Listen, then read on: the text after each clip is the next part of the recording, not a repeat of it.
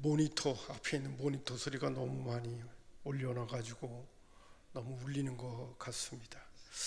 오늘은 여러분들과 함께 느헤미야의 기도가 주는 교훈에 대한 말씀을 좀 나누고자 합니다.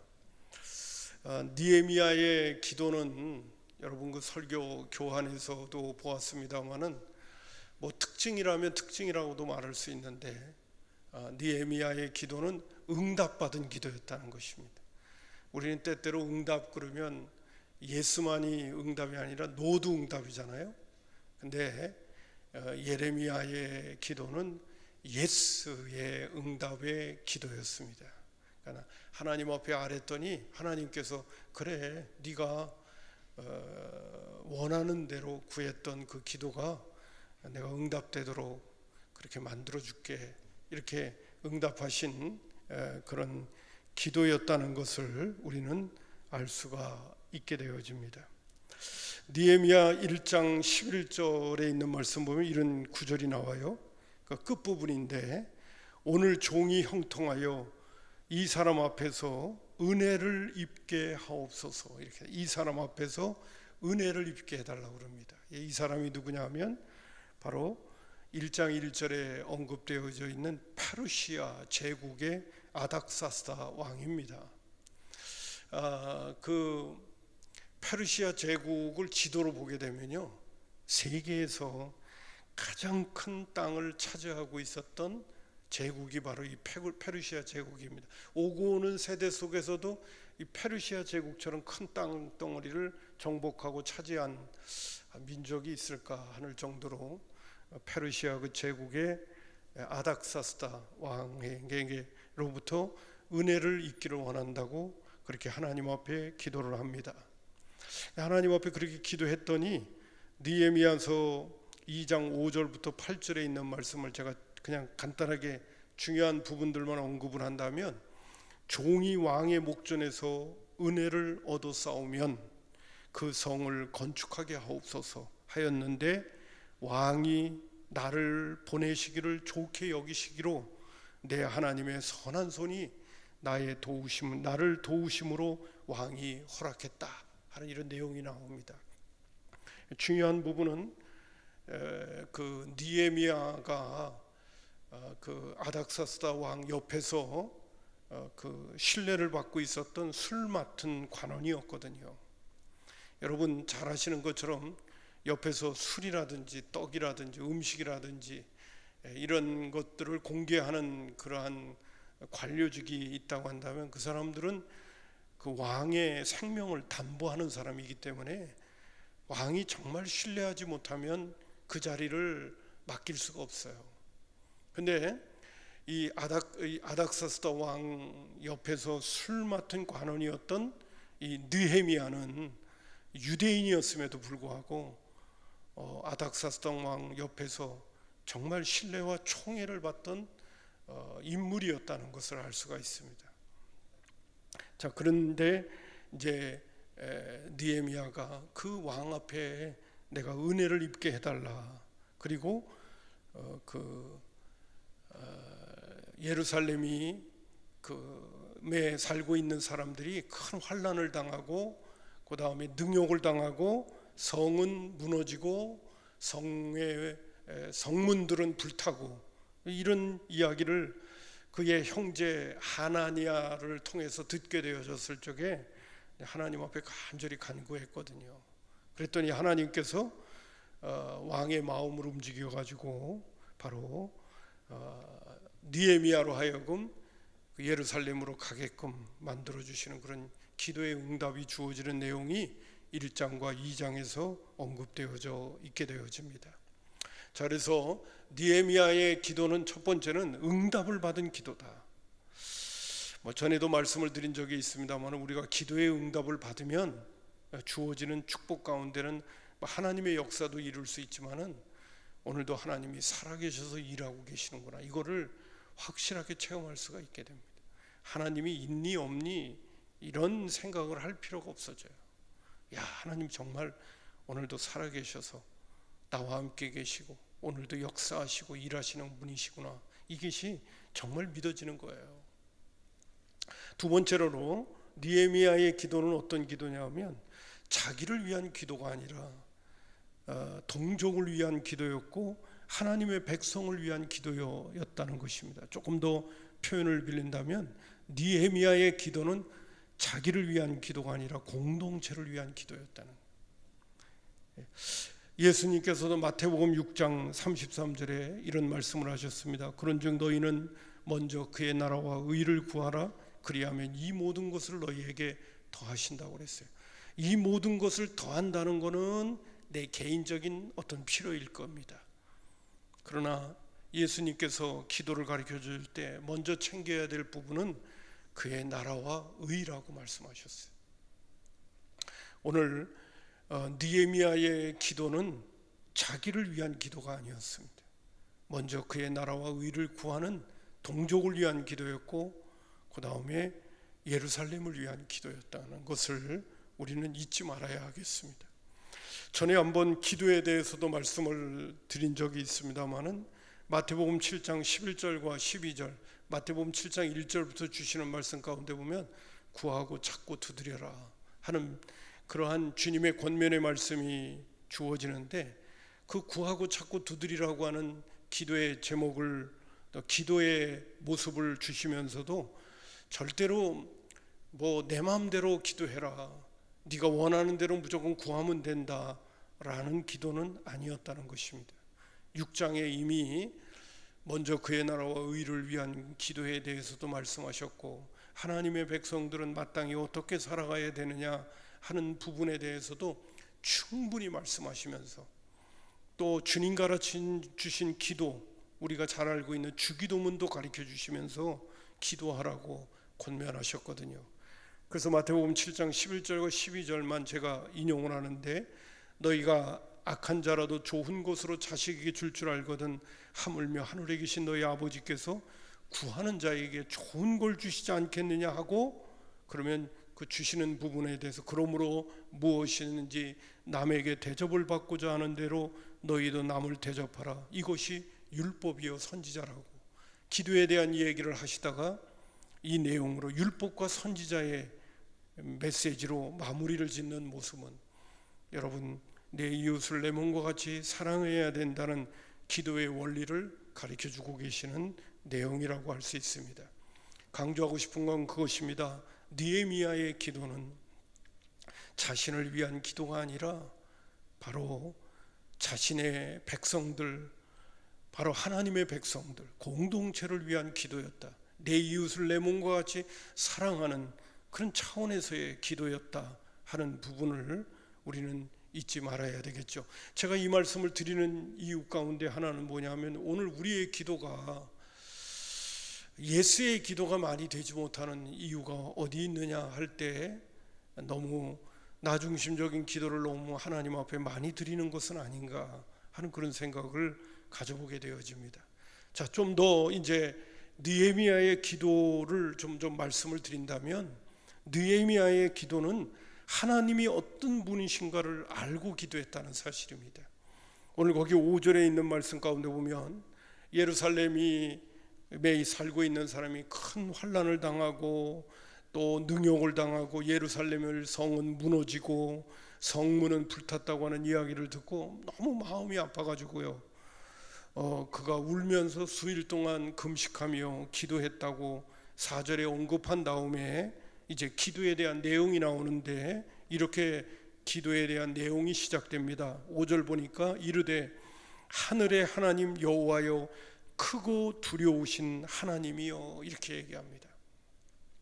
느헤미야는 하나님 앞에 기도할 적에 하나님이 어떤 분인가를 알고 기도하는 거예요. 그냥 무조건 신에게 정한수 떠놓고 빌면 내 소원이 이루어지겠지, 신은 능력이 많으니까 내가 구하면 들어주겠지, 이런 단순한 원리가 아니라 내가 믿는 하나님, 내가 의지하는 하나님이 어떤 하나님인가를 정확하게 알고 확신 가운데 기도하고 있다는 것입니다.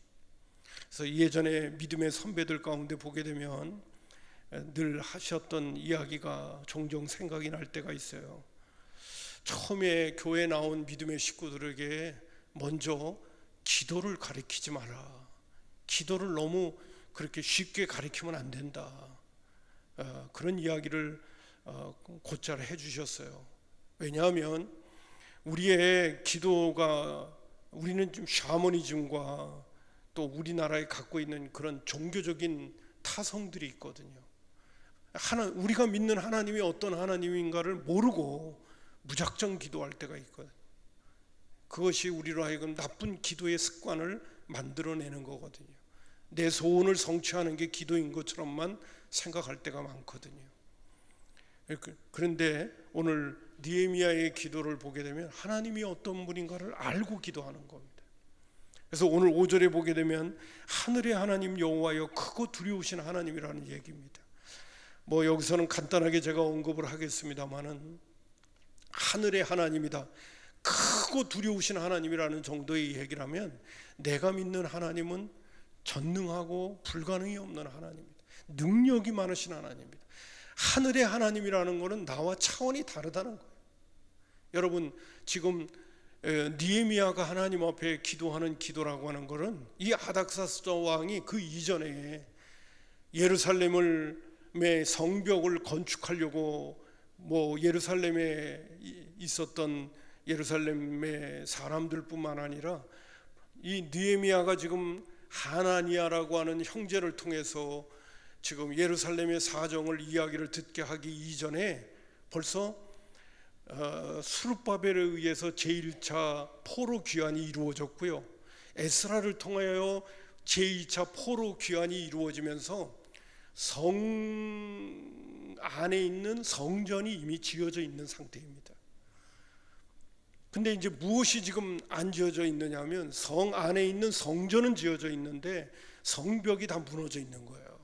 그러니까 주변에 있는 잡족들이나 이방 사람들이 손가락질을 하는 거예요.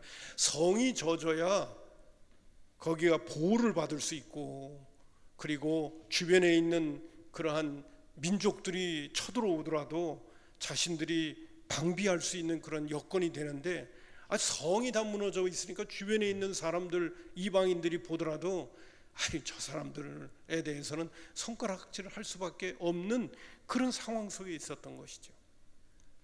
제가 이 말씀을 지금 드리는 이유가 무엇이냐면, 이렇게 1차 포로 귀환, 2차 포로 귀환까지 주어지면서 성전은 지어졌는데 성벽을 짓지 못하고 있는 것은 그 주변에 있는 민족과 잡족들에 의해서 왕에게 호소문이 올라갔어요. 그들이 와가지고 지금 성까지 짓게 되어지면 이 유대인들은 예전부터 주변에 있는 그런 왕이나 민족들에 대해서 반기를 잘 듣는 사람이라고, 그들에게 허락을 너무 많이 해주면 반드시 페르시아에도 또 반역할 거라고 하는 그런 그냥 그 루머 같은 것도 올리고 공문서도 올리고 그러니까 아닥사스다 왕이 그 성벽을 짓지 못하도록 이미 금지령을 내렸거든요. 왕이 한번 명령하고 공문을 내린 거를 뒤집는다는 게 어려운 거예요. 여러분 생각을 해보세요. 지도자나 왕이 이랬다 저랬다 하면 백성들이 그 지도자의 말을 듣겠어요? 그렇지 않잖아요. 이 아닥사스다 왕이 예루살렘 성벽을 짓지 못하라고 이미 역사적인 그 상황 가운데 보게 되면 금지시켰거든요. 유대인들은 그런 자기네들 나름대로 독특성이 있는 존재들이기 때문에 안 된다고. 근데 예루살렘 성벽이 무너져 가지고 어려움을 당하고 있는 얘기를 이 느헤미야가 들으니까 그럼 어떻게 해야 되느냐? 왕의 마음을 움직여야 되는 거거든요. 지금 드리고 싶은 말씀 뭐냐면, 지금 주어져 있는 현실과 상황 속에는 불가능한 일이라는 거예요. 이건 안 되는 일이라는 거예요. 그러나 느헤미야는 하나님의 백성들을 생각하면서 또 하나님께서 1차 포로기한, 2차 포로기한까지 시키면서 회복의 역사를 일으키고 있는 모습을 볼 때 자기의 동족을 사랑하는 마음을 가지고 능하신 하나님이 이번에도 역사하실 것이다, 하나님께는 능치 못함이 없다, 이런 믿음을 가지고 첫 번째, 내가 믿는 하나님은 어떤 분이냐? 그 하나님은 전능한 하나님이다. 힘 있는 하나님이다. 그런 마음을 가지고 하나님 앞에 기도를 시작했다는 거예요. 그래서 하늘에 계신 크고 두려운 하나님이시여 로부터 기도를 시작하는 것이죠. 여러분, 잠언 21장 1절에 있는 말씀을 쉬운 말로 제가 번역을 한 것을 보면 이런 표현이 납니다. 왕의 마음이 여호와의 손안에 있다. 그분은 자기가 원하는 대로 물길처럼 그 마음을 바꾸시는 분이 바로 우리가 믿는 하나님이다. 육신의 왕도 누구의 손 안에 있느냐? 역사를 주관하시는 하나님의 손에 있다. 솔로몬이 잠언 21장 1절에 언급을 한 겁니다. 제가 참고 구절이기는 합니다만은 바벨론으로 이 페르시아에 바벨론으로 포로로 잡혀간 유대인들이 그냥 하루아침에 다 몰살하게 되어졌던 그 상황 속에서 에스더서를 보게 되어지며 4장 14절에 그 에스더가 이 아닥사스 땅의 아버지였던 아하스웨로 왕의 왕비가 되거든요. 그때 유대인들을 다 척결하려고 하는 하만 장군의 아주 계략이 있었어요. 이럴 때 모르드게라고 하는 삼촌이 이 에스더에게 와가지고 한 얘기가 있어요. 그게 뭐냐 하면 네가 왕후의 자리를 얻은 것이 이때를 위함이 아닌지, 이때를 위함이 아닌지 잘 생각해봐라. 왕의 마음으로 움직이는 거는 지금으로서는 너밖에 없다, 이렇게 얘기하는 거예요.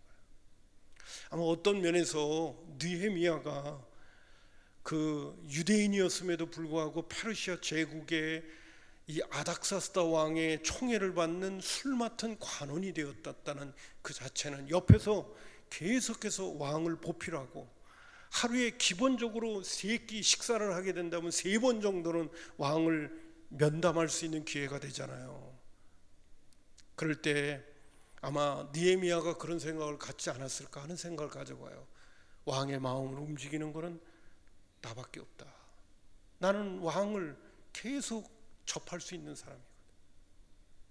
하나님께서 나로 하여금 술 맡은 관원이 되게 하신 것은, 그것도 페르시아 제국의 왕 옆에서 하게 하신 것은 바로 오늘 이때를 위함이 아닌가, 그런 생각을 가졌을 것 같아요.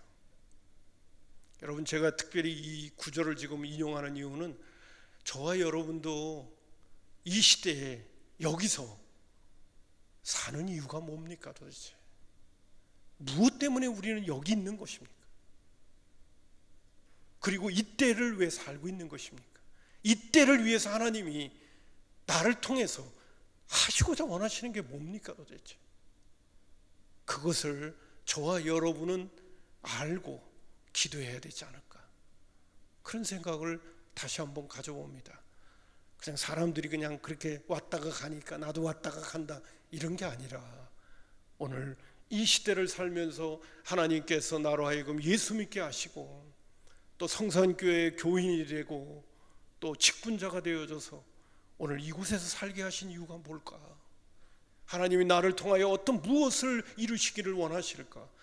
어떤 하나님의 사람으로 이 시대를 살기를 원하시는가? 그것도 이 마포에서나든지 이거를 우리가 생각하면서 하나님 앞에 기도할 수 있는 사람이 되어야 되지 않나 하는 생각도 더불어 가져보게 되어집니다. 첫 번째, 느헤미야의 기도는 불가능도 가능케 하시는 전능한 하나님을 믿는 기도였다는 거예요.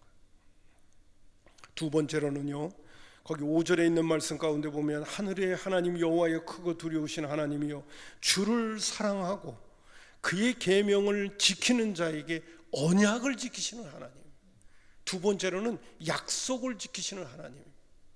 근데 저는 이번에 이 말씀을 이렇게 묵상하면서요, 야, 느헤미야는 하나님을 사랑했네, 이런 구절들이 나와요. 주를 사랑하고 그의 계명을 지키는 자에게 언약을 지키시는 하나님. 여러분, 이런 표현을 쓰고 있다는 것은 느헤미야는 기본적으로 하나님을 사랑하고 있고, 그리고 하나님께서 율법을 통하여 주시는 계명을 지키고 있는 사람이었다는 거예요. 저는 특별히 이 말씀을 묵상하면서 야, 구약시대에 살고 있었던 그것도 이방 땅에서 이방 민족을 섬기고 있는 이 페르시아 제국 속에 살고 있었던 느헤미야가 하나님을 사랑하고 있었다고? 저한테는 굉장히 도전이 되어졌어요. 여러분, 구약의 인물들이 하나님을 사랑하면서 하나님을 섬겼다는 것, 그것도 이방 땅에서, 그 어렵고 힘든 그 이방 땅에서요, 우상이 만연한 그 시대 속에서 하나님을 사랑하면서 살았다는 거, 대단한 것 같아요. 오늘 우리는 신약시대에 살고 있고요, 예수 믿고 주님이 내 안에까지 와 계셔서 나를 오늘도 주장하고 계시고 나를 챙기시면서 믿음 생활까지 하게 하시는데도 내가 주님 사랑하나? 그러면 어떤 때는 의심이 생길 때가 있고, 하나님 사랑하는 것보다 나 사랑하는데 급급해 있는 게 바로 난데, 이런 생각이 들 때가 많은데, 구약의 느헤미야는 어째 이렇게 당당하게 주를 사랑하고 주의 계명을 지키는 자에게 언약을 지키시는 하나님이라는 것을 하나님 앞에 올려드리면서 기도할 수 있었는가? 대단하다, 이런 생각이 드는 거예요. 여러분, 하나님의 말씀을 지킨다는 거는요, 그거는 지켜본 사람들이 아는 특권입니다. 하나님의 말씀대로 살면 행복해지는 거예요. 하나님이 그거는 우리에게 보장하시는 겁니다. 현실적으로는 힘들고 어려워도 하나님의 말씀에 순종하는 자에게 누리는 이 마음에 큰 축복이 있어요. 자, 그러면서 뭐라고 그러냐면 언약을 지키신다 그러는 거예요. 근데 언약이 뭐냐면요, 거기 나오는 말씀 가운데 보면 무슨 구절이 나오느냐 하면 이런 구절이 나옵니다. 9절부터 8절 9절에 나오는 얘기인데 아주 너무너무 잘 알고 있어요. 느헤미야가 8절에 이름들, 옛적에 주께서 주의 종 모세에게 명령하여 이르시되 만일 너희가 범죄하면 내가 너희를 여러 나라 가운데로 흩을 것이다. 하나님의 말씀에 불순종하면 아무리 내 민족이라도 하나님께서 흩어버리겠다는 거예요. 그걸 모세를 통하여 레위기와 신명기에 말씀을 해주셨거든요.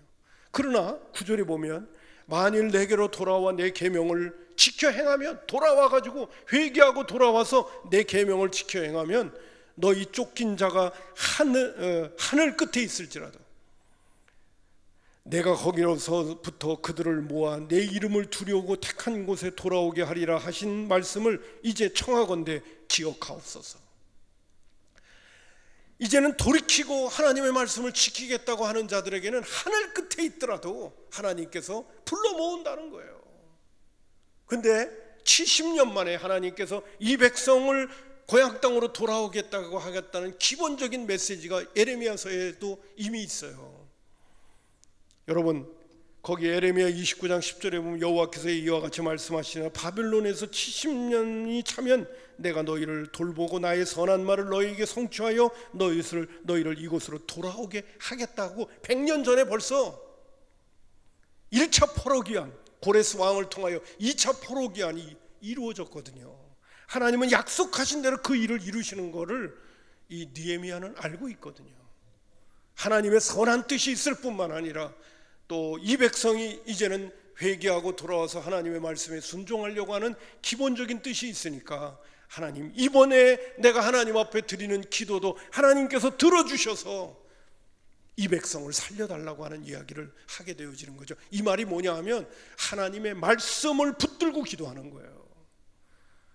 내 어떤 인간적이고 세상적인 욕심과 욕망을 성취하려고 하는 것이 아니라 하나님께서 하시고자 원하시는 그 일들이 더 아름답게 이루어지기를 바라는, 그의 나라와 그 의를 구하는 그런 하나님의 뜻에 맞춰서 느헤미야는 하나님 앞에 기도하고 있다는 사실입니다.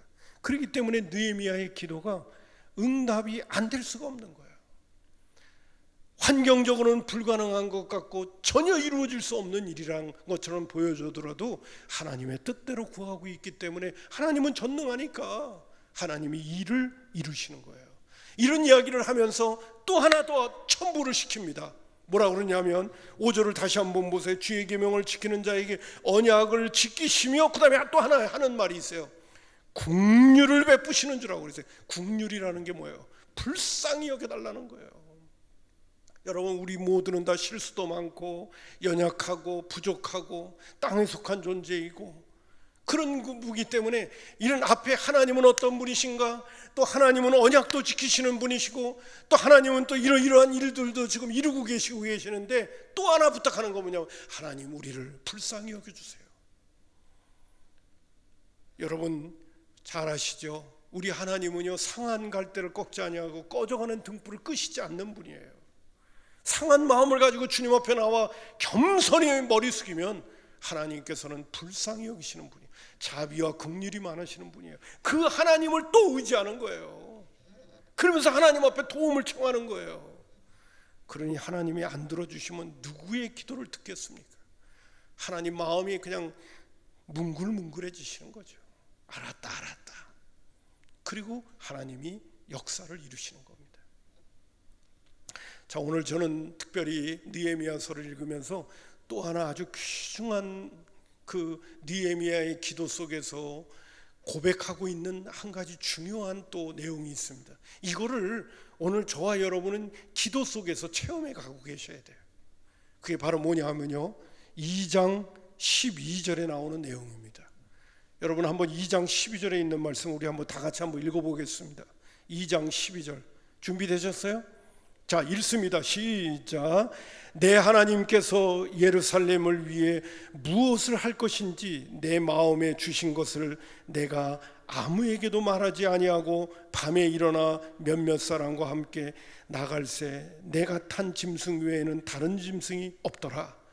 여러분 이 왕의 마음을 하나님께서 움직이셔가지고 느헤미야의 그 요청을 다 들어주셔서 느헤미야가 예루살렘에 총독이 되어져 가지고 갔거든요. 가자마자 느헤미야가 뭘 했냐면 무너진 성벽들을 먼저 잘 이렇게 감찰하고 살필 때 하는 이야기예요. 지금 이 얘기가 뭐냐면 12절 전반부에 이렇게 하면 내 하나님께서 예루살렘을 위해 무엇을 할 것인지를 내 마음에 가르쳐줬다는 거예요.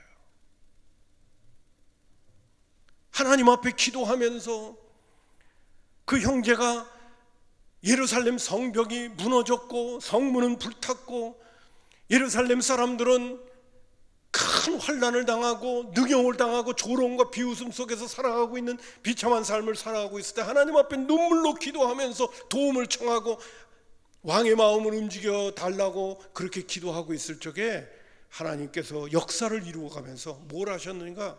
네가 예루살렘에 가면 성벽을 이렇게 저어라 하는 것을 하나님께서 알려줬다는 거예요.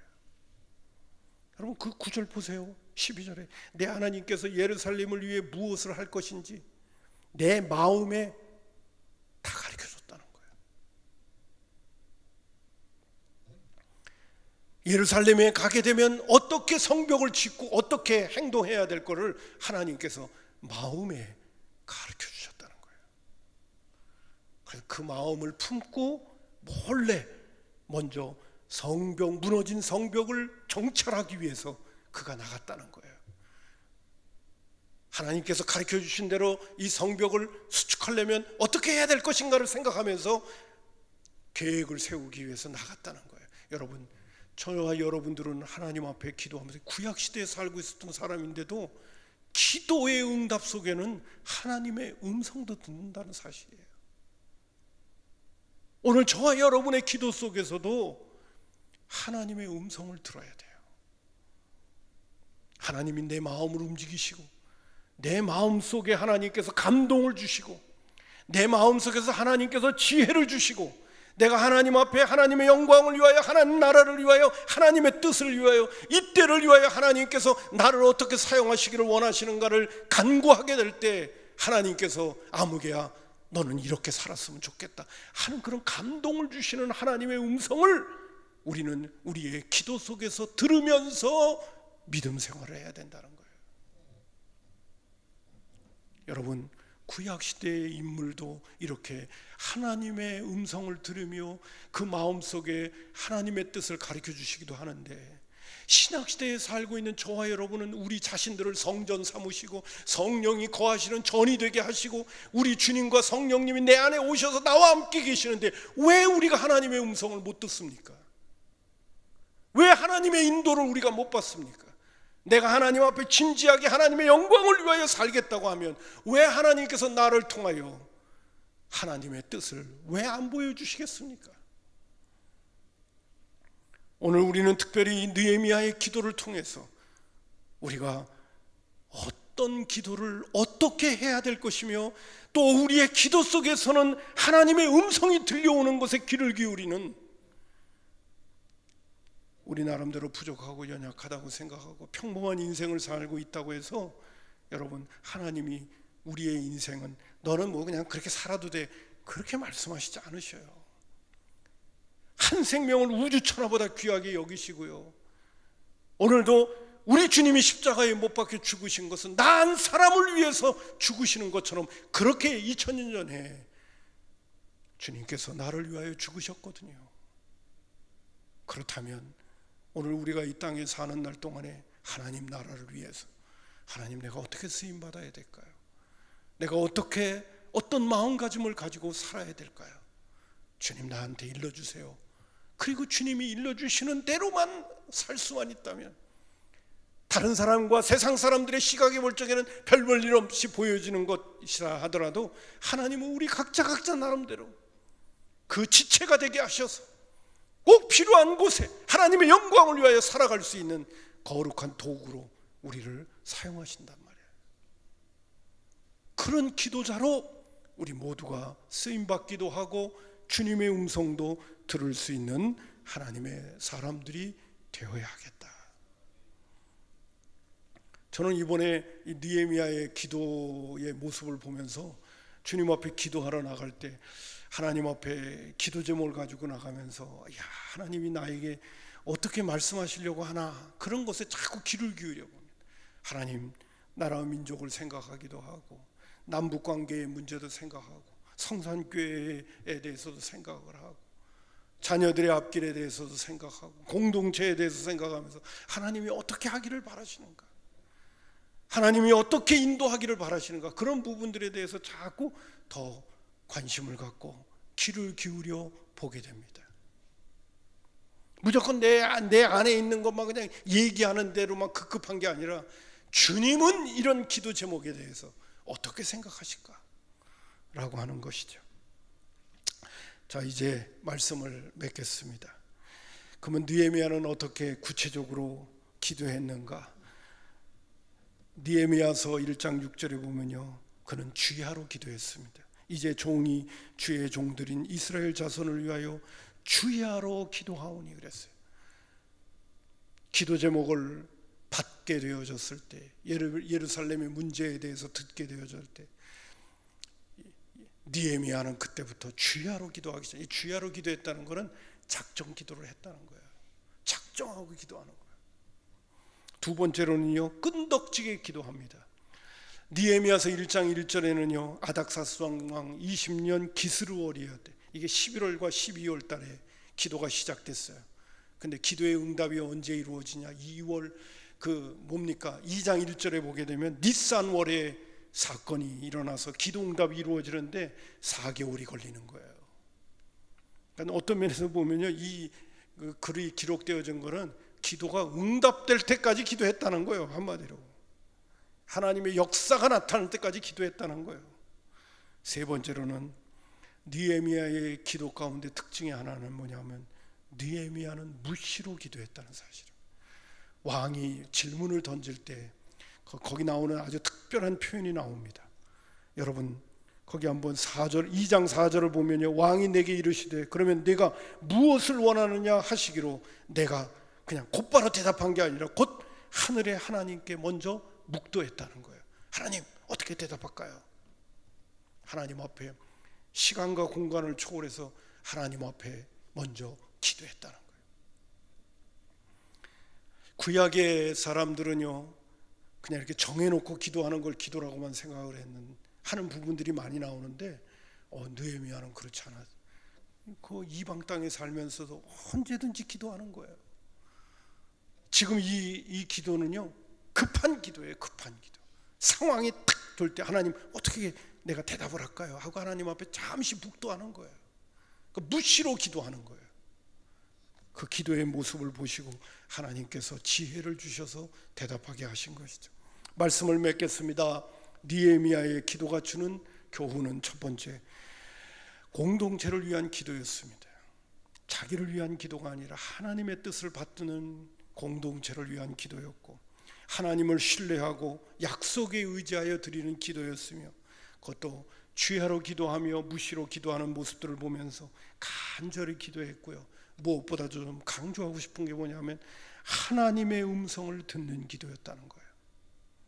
여러분, 이 부분을 우리가 생각하고 저와 여러분들도 좀 더 하나님과 친밀한 교제와 주님 앞에 가까이 나아가는 기도자의 모습을 통해서 주님께서 나에게 말씀하시는 주의 음성도 잘 들으면서 하나님의 뜻을 이루어가는 선한 일꾼들이 되기를 주님의 이름으로 축복합니다. 자, 이제 우리 다 같이 일어나셔서 찬송가 363절